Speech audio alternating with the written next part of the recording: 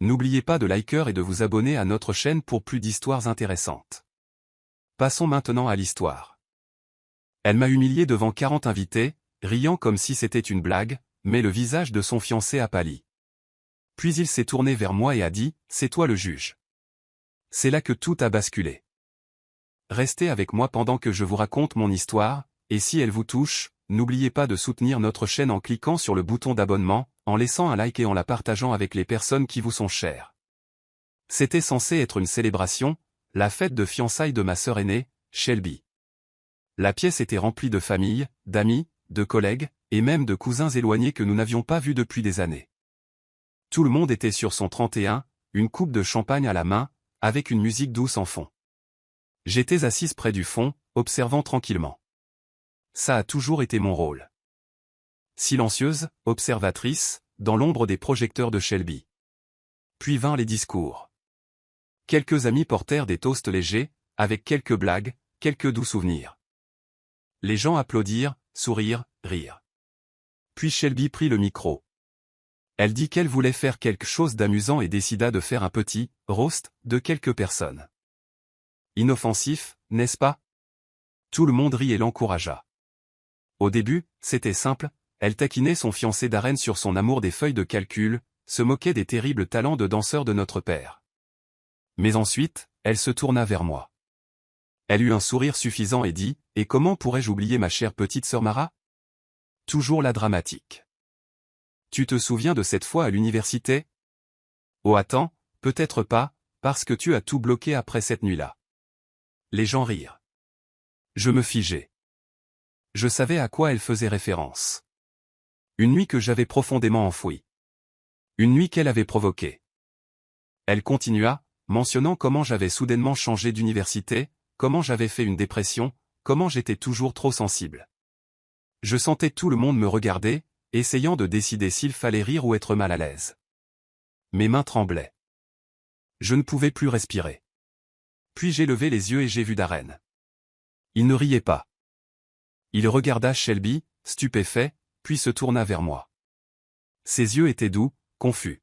« C'est toi le juge, dit-il, assez fort pour que la pièce se taise. J'ai besoin de savoir ce qui s'est passé. » Shelby cligna des yeux. « De quoi tu parles ?» Darren l'ignora. Il ne regardait que moi. Je ne pouvais pas parler. Je sentis une boule dans ma gorge. Des années de silence, de douleur, d'être l'oublié. Soudain, tout remonta à la surface. Les invités regardaient de Shelby à moi, ne sachant que faire. Certains détournèrent le regard, gênés et coupables. Shelby essaya de rire à nouveau, disant que ce n'était que des blagues. Mais l'atmosphère avait changé. Ces blagues n'étaient plus drôles. Et Darren, il ne souriait pas. Il attendait. Attendait la vérité.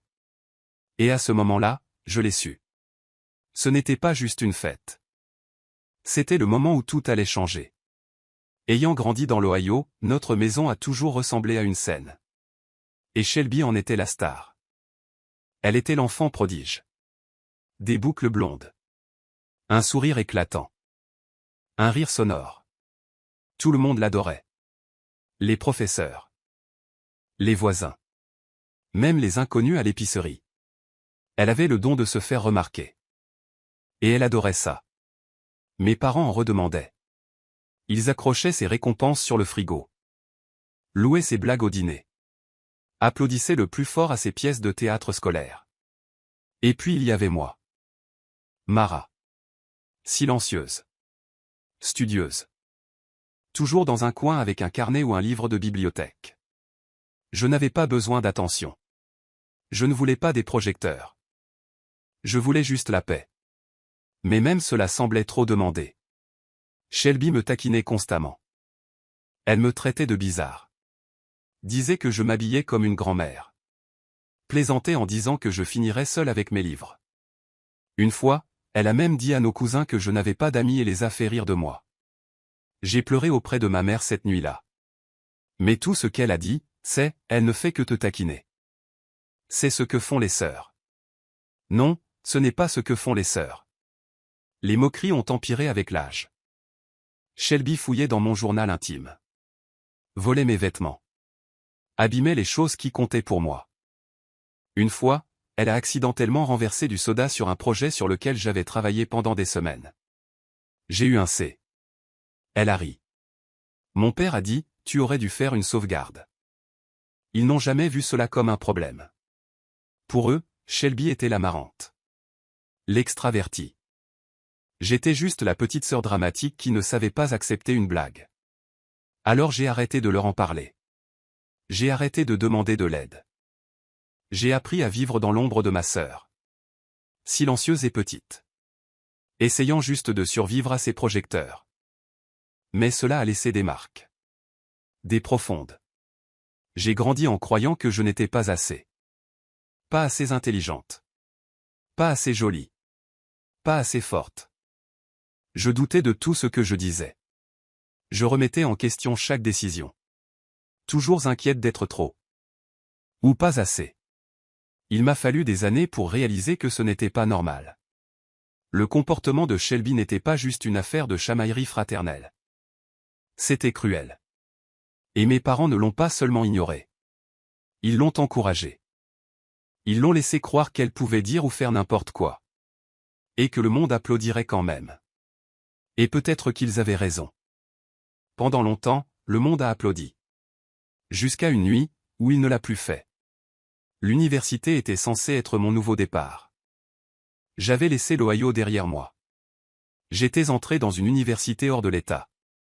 Et pour la première fois de ma vie, je me sentais à ma place quelque part. Je me suis fait des amis qui m'aimaient pour qui j'étais. J'ai rejoint un club de lecture sur le campus. J'ai commencé à donner des cours particuliers au centre d'écriture. Les gens ne me voyaient pas comme la sœur de Shelby. Ils me voyaient comme Mara. Et c'était tout pour moi. Il y avait même un garçon. Il s'appelait Ryan. Il était gentil, calme et drôle d'une manière qui vous surprend. Nous avions un cours ensemble. Et lentement, nous avons commencé à parler davantage. À marcher jusqu'au cours. À prendre un café après les sessions d'études. Ce n'était rien de sérieux encore. Mais j'avais un petit espoir. Le genre d'espoir qui semble nouveau et effrayant quand on a passé des années à être invisible. Puis Shelby est arrivée. Elle m'a dit qu'elle était dans le coin pour l'événement d'un ami et qu'elle avait décidé de me faire une surprise. Je ne savais même pas comment elle avait découvert où je vivais. Elle s'est pointée à ma résidence universitaire, bruyante et souriante, une bouteille de vin à la main et une valise dans l'autre. Je ne voulais pas être impoli, alors je l'ai laissée rester pour la nuit. Cette nuit-là se trouvait être la nuit d'une petite fête privée à laquelle j'avais été invité. Petit, ami proche seulement. Je lui ai dit que ce n'était pas vraiment son genre, mais elle a insisté pour venir. Je serai sage, a-t-elle promis. Je suis juste là pour traîner. Elle n'a pas été sage. Elle a trop bu. Elle est devenue bruyante, aguicheuse, odieuse. Elle a fait des blagues sur moi devant tout le monde. A dit que je dormais avec des peluches. A dit que je pleurais pour mes notes. A dit que j'avais un faible pour Ryan et que j'étais obsédé par lui depuis des mois. Elle lui a fait un clin d'œil, juste là, et lui a demandé s'il aimait les filles abîmées. Les gens ont ri. Ryan avait l'air mal à l'aise. Je voulais disparaître. Le lendemain matin, je ne pouvais même plus regarder personne. Les chuchotements ont commencé. Les regards gênés. J'ai entendu quelqu'un dire, peut-être que sa sœur avait raison à son sujet. Mon monde s'est fissuré.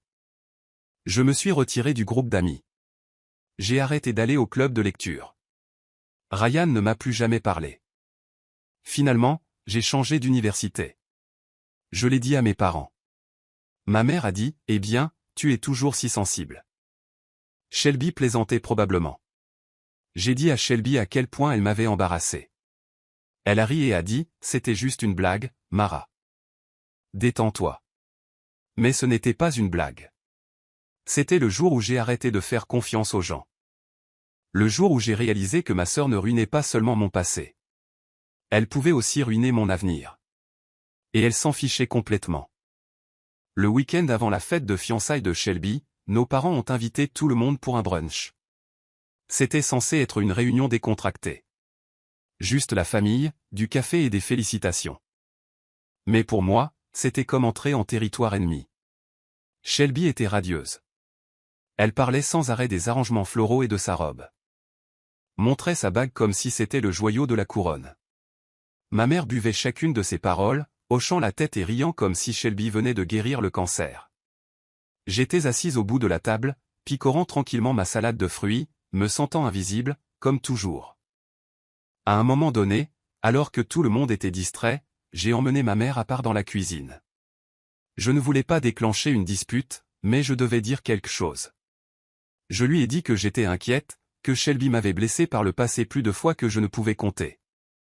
Que la façon dont elle me traitait n'était pas juste de la taquinerie, c'était méchant, voire cruel. L'expression de ma mère a changé instantanément. Son sourire a disparu, et ses yeux se sont plissés.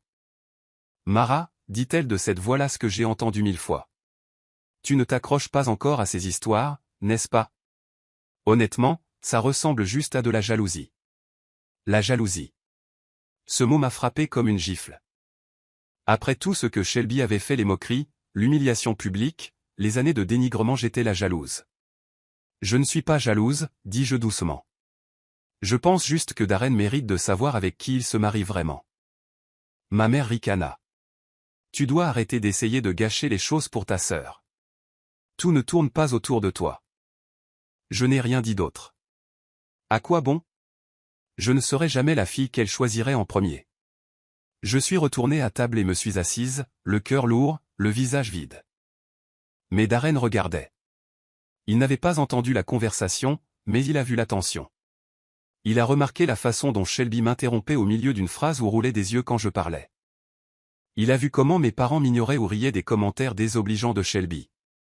Il n'a rien dit, pas encore, mais j'ai vu quelque chose changer dans son expression, un petit pli sur son front, une pause plus longue avant qu'il ne rie à l'une des blagues de Shelby.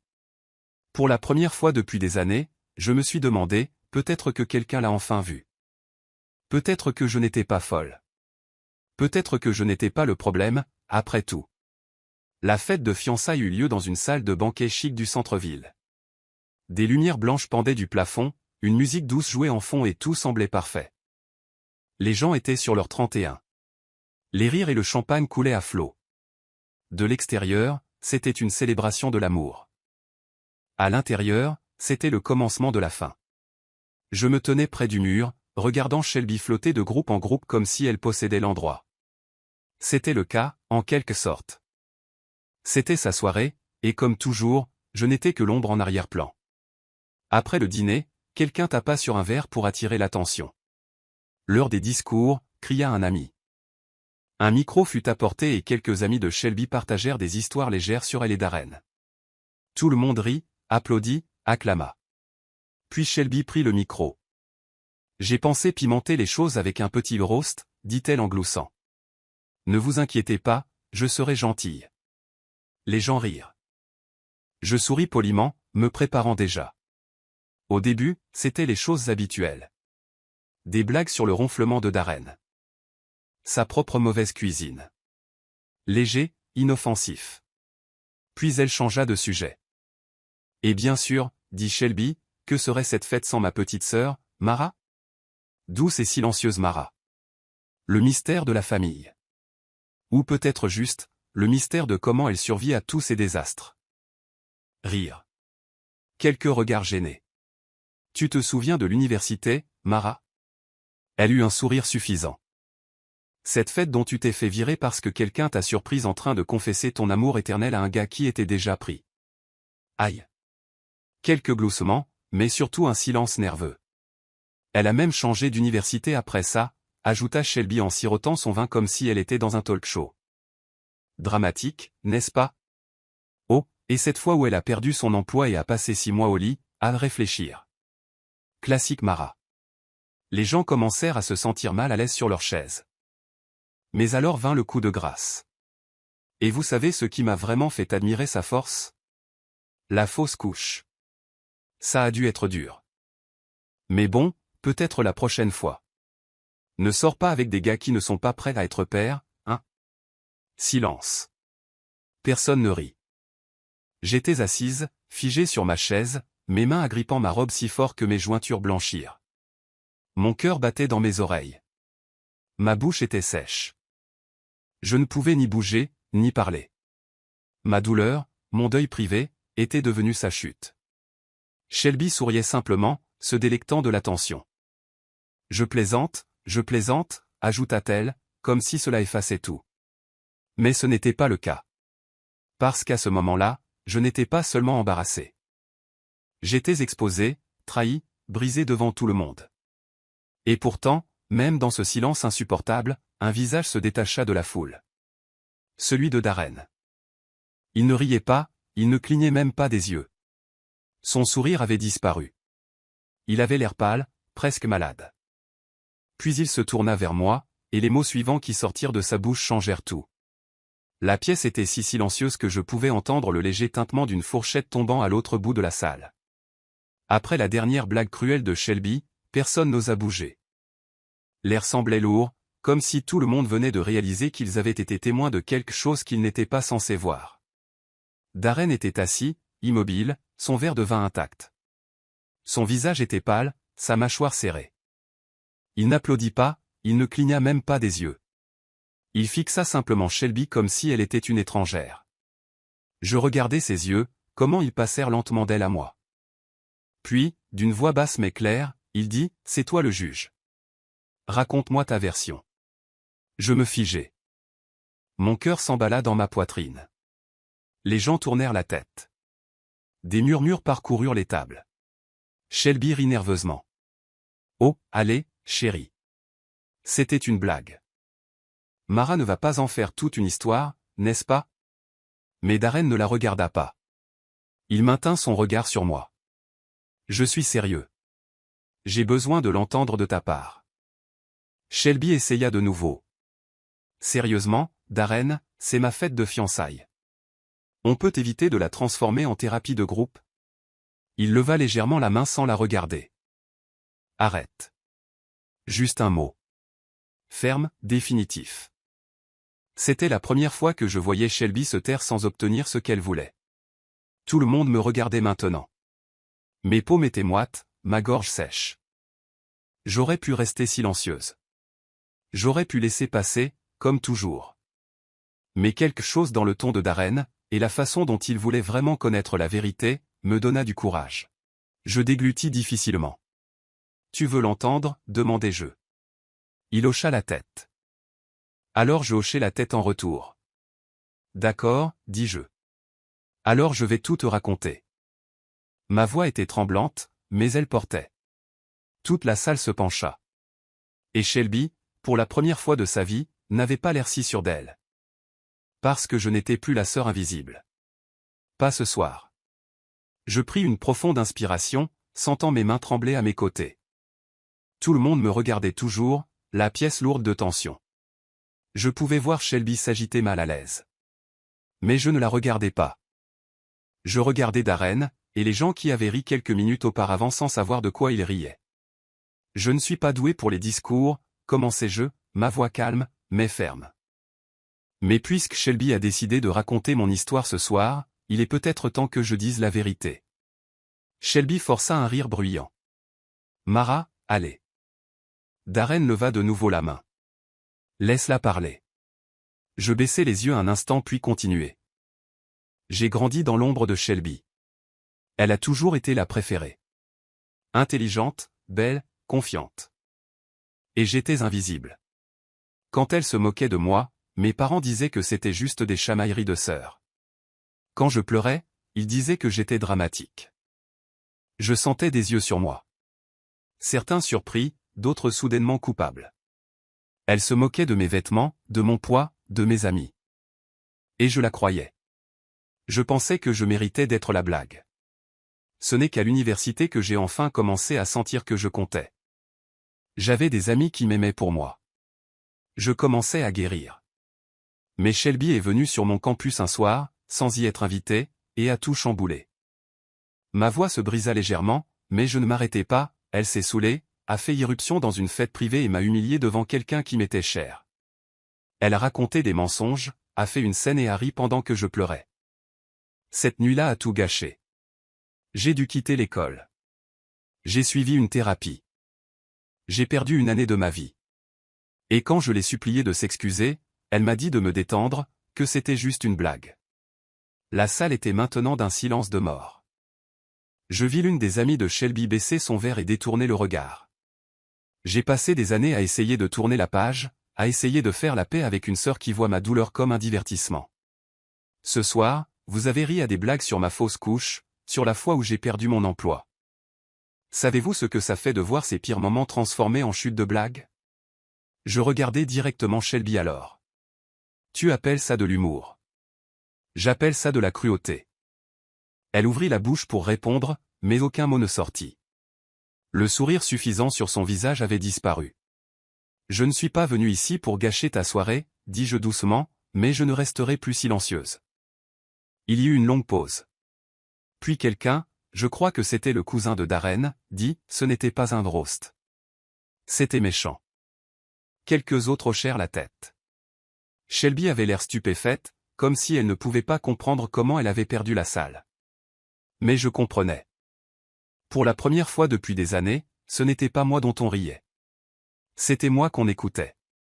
Après la fête, alors que la plupart des invités s'éclipsaient discrètement, Darren me trouva debout près du bord du jardin, loin de tout le monde. Son expression était tendue, illisible, mais il n'y avait pas de colère dans ses yeux. Juste quelque chose qui ressemblait à un regret silencieux. « Mara, dit-il, la voix basse. On peut parler ?» J'hochai la tête, encore émotionnellement épuisée mais curieuse de ce qu'il avait à dire. Il me fit signe de nous diriger vers un endroit tranquille près d'un arbre et nous y allâmes. « Je veux te dire merci », commença-t-il en regardant le sol, « d'avoir été honnête, d'avoir dit ce que tu as dit. Je sais que ce n'était pas facile. Je ne dis rien, attendant. J'ai ce sentiment depuis un moment, continua-t-il en se frottant la nuque. Des petites choses que Shelby disait sur toi, la façon dont elle parlait des autres, toujours avec cette pointe d'acidité. Je n'arrêtais pas de l'ignorer. Je ne voulais pas y croire. Il soupira. Mais ce soir, je ne pouvais plus l'ignorer. La façon dont elle s'est moquée de toi, surtout cette blague sur la fausse couche. Je ne sais plus qui je m'apprête à épouser. Je déglutis difficilement, essayant de ne pas pleurer à nouveau. J'ai besoin de temps, dit-il, pour réfléchir, pour comprendre comment j'ai pu passer à côté de tout ça. J'hochai la tête. Prends le temps qu'il te faut. Il me remercia de nouveau, puis s'éloigna sans rien dire d'autre. Je restai là un moment, ne sachant comment me sentir. Une partie de moi avait pitié de lui. Le reste de moi se sentait juste fatigué. Cette nuit-là, je reçus un texto de Darren vers minuit. Il disait simplement, j'ai rompu les fiançailles. Je ne peux pas être avec quelqu'un qui rit de la douleur d'autrui. Je ne veux pas épouser quelqu'un de cruel. Je fixai le message pendant un long moment. Ce n'était pas de la joie que je ressentais. Ce n'était même pas de la vengeance. C'était de la clarté. Darren avait vu la vérité. Pas seulement sur Shelby, mais sur moi aussi. Pour la première fois, quelqu'un m'avait vraiment écouté, cru, et avait fait un choix à cause de cela. Shelby avait toujours contrôlé le récit, mais plus maintenant. Cette fois, ses mots n'avaient pas gagné. La vérité l'avait fait. Les jours suivant la fête de fiançailles furent un tourbillon. Pas de mon fait, je suis restée silencieuse, mais du reste de la famille. Mon téléphone explosa de textos et d'appels manqués. La plupart venaient de ma mère. « Mara, comment as-tu pu faire ça? Tu as embarrassé ta sœur. Tu as toujours été jalouse. » Il n'y eut aucun appel pour me demander comment j'allais. Aucun message de soutien. Juste des reproches. Lourds, vifs et familiers. Je n'ai pas répondu. Pas une seule fois. Quelques jours plus tard, je reçus un message vocal de Shelby. Elle pleurait, mais même ses larmes sonnaient comme de la manipulation. « Tu as gâché ma vie », sanglota-t-elle. « J'espère que tu es heureuse maintenant. » Étais-je heureuse? Pas exactement, mais j'en avais fini de prétendre que j'étais le problème. J'ai fait mes valises la semaine suivante. J'avais déjà prévu de déménager pour le travail. Maintenant, je déménageais non seulement pour mon emploi, mais pour la paix. J'ai trouvé un petit appartement dans une ville tranquille à quelques heures de là. Ce n'était pas luxueux, mais c'était à moi. C'était calme, et c'était libre de voix. J'ai changé de numéro, bloqué ma mère, Shelby et quelques autres parents qui continuaient d'insister. Je n'avais plus besoin de me justifier. J'étais fatigué de me battre pour être entendu dans une famille qui n'écoutait jamais. Un soir, quelques semaines plus tard, je reçus un email de Darren. J'ai failli le supprimer avant de l'ouvrir, mais quelque chose m'a arrêté. Il ne demandait rien, n'essayait pas de raviver quoi que ce soit, ne fouinait pas. Il écrivait simplement « Salut Mara, je voulais te remercier à nouveau. J'ai beaucoup réfléchi depuis cette nuit-là. Tu m'as dit la vérité quand personne d'autre ne le faisait, et j'en avais besoin. J'étais sur le point d'épouser quelqu'un que je ne connaissais pas vraiment. Tu m'as aidé à le voir. Je suis désolé pour ce que tu as traversé toutes ces années. Je ne sais pas comment tu as pu le supporter si longtemps, mais je suis content que tu aies enfin dit ce qui devait être dit. Prends soin de toi. Darren. Je l'ai lu 2 fois, puis j'ai laissé l'email reposer. Cette nuit-là, je suis sorti et j'ai pris une profonde inspiration. Pour la première fois depuis longtemps, je me sentais légère. Pas parce que j'avais blessé quelqu'un, pas parce que j'avais gagné, mais parce que je m'étais enfin protégé. Je n'avais pas besoin de l'approbation de Shelby. Je n'avais pas besoin de l'amour de ma mère s'il venait avec des conditions. Je n'avais pas besoin de leur version de l'histoire. J'avais la mienne, et j'étais enfin libre de la vivre. Cela fait 1 an depuis la fête de fiançailles, la nuit où tout a changé. Je vis dans une nouvelle ville maintenant. Mon appartement n'est pas grand, mais il est chaleureux, calme et rempli de petites choses qui m'apportent la paix. J'ai trouvé un nouvel emploi dans une organisation à but non lucratif, où j'aide des femmes à surmonter des traumatismes. Le travail est difficile, mais significatif. Pour la première fois de ma vie, je me sens à ma place. Je me suis fait de nouveaux amis, des vrais, du genre qui ne rivalisent pas, ne rabaissent pas, ne me demandent pas de me faire toute petite pour les mettre plus à l'aise. Nous rions, nous parlons, et surtout, ils écoutent. Je n'avais jamais réalisé à quel point cela pouvait être guérisseur avant de l'avoir. Je n'ai pas parlé à ma mère depuis que j'ai déménagé. Pas un seul appel. Pas un seul message. Ça fait mal parfois. L'absence. Le silence. Mais honnêtement, c'est une douleur plus silencieuse que le chaos qu'ils apportaient. Et dans ce silence, j'ai trouvé la paix. Shelby? Je n'ai aucune idée de ce qu'elle fait. Darren et moi n'avons pas parlé depuis son dernier email, mais ce n'est pas grave. Je n'ai pas dit ma vérité ce soir-là pour les séparer. Je l'ai fait parce que je ne pouvais plus continuer à porter toute cette douleur à l'intérieur. Ce n'était pas une question de vengeance. C'était une question de libération. Quand je me suis levé et que j'ai raconté mon histoire, je m'attendais à être humilié. Au lieu de cela, je me suis enfin senti vu. Et ce sentiment, il est resté avec moi. Je pensais devoir mériter l'amour en restant silencieuse. En maintenant la paix. En acceptant le blâme. Mais je sais maintenant que je ne dois le silence à personne quand on m'a blessé. Je ne suis plus invisible. Je suis le juge de qui je laisse entrer dans ma vie. Et pour une fois, ce pouvoir ne me fait pas peur. Il me semble juste. Je n'ai pas coupé les ponts.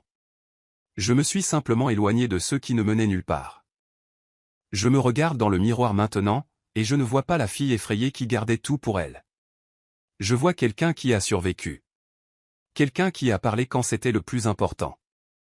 J'ai retrouvé ma voix cette nuit-là, et je ne laisserai plus personne me la reprendre. Pensez-vous que Mara a bien fait de couper les ponts avec sa famille toxique? Ou aurait-elle dû leur donner une autre chance? Dites-moi ce que vous en pensez dans les commentaires. J'aimerais beaucoup connaître vos avis. Et si vous aimez les histoires comme celle-ci, n'oubliez pas de vous abonner et d'activer la cloche de notification pour ne jamais en manquer une nouvelle.